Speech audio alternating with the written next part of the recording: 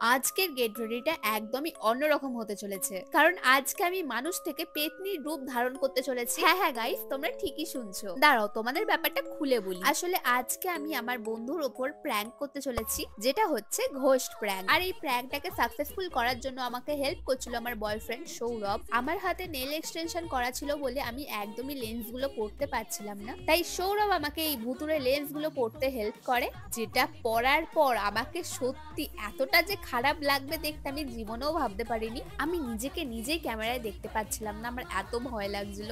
By the way, এটা তো just শুরু ছিল। আমি কিন্তু আরো অনেক প্রোডাক্ট এনেছিলাম ভূত সাজার জন্য, যেরকম এই আইলাইনার জেলটা। অ্যাকচুয়ালি গাইস, আমি না পুরো নানের মতন সাজতে চাইছিলাম, অ্যান্ড নানের মেকআপ থেকে ইন্সপায়ার হয়েই কিন্তু আমি এই মেকআপ লুকটা করছিলাম। আমার বয়ফ্রেন্ড তো জাস্ট আমার পাশে বসে আমাকে দেখছিল আর হনুমান চালিশা জপ করছিল, তাই ওকে আমি আরো বেশি করে ভয় দেখাচ্ছিলাম। বাই দ্য ওয়ে, এখন আমরা আছি বকখালির একটা টেন্টে, এন্ড আমাদের পাশের টেন্টেই রয়েছে সুমি। আমি তো পুরো রেডি এখন ওকে ভয় দেখানোর জন্য। আমাকে কিরকম লাগছে দেখতে অবশ্যই কিন্তু আমাকে কমেন্ট করে এক্ষুনি বলো, কারণ গাইস তোমাদের এন্টারটেইন করার জন্যই কিন্তু অচেনা অজানা একটা জায়গায় এসে এরকম ভূত সেজে পাগলামো করছি আমি। এত কষ্ট করে ভূত সাজার পর ফাইনালি ওকে কি ভয় দেখাতে পারলাম, নাকি পুরো প্ল্যানটাই ভেস্তে গেল, সেটা জানতে গেলে আমাদের লং ভিডিওটা চ্যানেলে গিয়ে দেখে নিও। আর ভিডিওর লিংক কিন্তু আমি এই ভিডিওর ক্যাপশনের উপরে দিয়ে দিয়েছি।